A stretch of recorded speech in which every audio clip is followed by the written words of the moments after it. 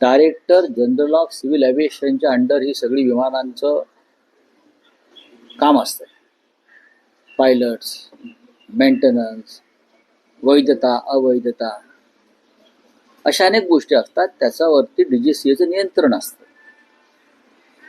आणि गेल्या काही काळामध्ये अशा अनेक विमानांच्या अपघातामध्ये प्रमुख लोकांचं निधन झालेलं आहे. काही कमर्शियल फ्लाईट्स कोसळले. अहमदाबादला एअर इंडियाचं फ्लाईट कोसळलं. 300च्या आसपास लोकांचा मृत्यू झाला. त्यात ते गुजरातचे माजी मुख्यमंत्री विजय रुपाणी यांचं निधन झालं. कुटुंब जळून खाक झाले. अशा वेळेला तुम्ही फक्त असा एखादा अपघात झाल्यावर चौकशी करण्याची घोषणा करतात. त्या चौकशीचं पुढे काय होतं? बारामती एअरपोर्टला रडार नव्हतं अशी माझी माहिती आहे. ATC नव्हतं, कोणतीही यंत्रणा नव्हती. एक एअर स्ट्रीप होती आणि विमानं उतरत होती VIPची. हे जर खरं असेल तर त्याला जबाबदार DGCA आहे. ATCची यंत्रणा नाही, रडारची यंत्रणा नाही, खाली बारामतीच्या विमानतळावर पुरेसा स्टाफ नाही आणि त्या विमानतळावरती अनेक महत्वाचे लोक उतरत आहेत. अगदी गौतम अडाणीपासून ते अजितदादा पवार आणि शरद पवार साहेबांपर्यंत. मग अशा अपघाताला जबाबदार कोण?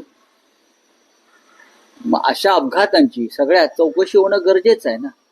आम्ही महाराष्ट्राचा एक महत्वाचा माणूस त्यात गमावलेला आहे, अजित पवारांसारखा. त्याची जबाबदारी DGCAला घ्यावी लागेल. अशा प्रकारचे एअर स्ट्रीप किंवा विमानतळ तुम्ही चालू कशी देता?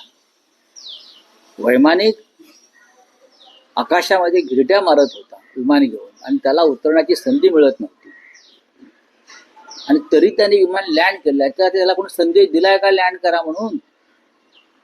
व्हिजिबिलिटी नाही म्हणतायत. ATCची यंत्रणा नाही आहे तिकडे. पहा ना जाऊन तुम्ही. ATCची यंत्रणा नाही, रडार व्यवस्था नाही.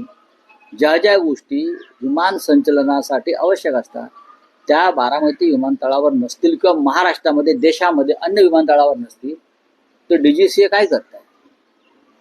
हा प्रश्न उपस्थित कोणाच्या मनात का होऊ नये? पाहिलाच पाहिजे ना.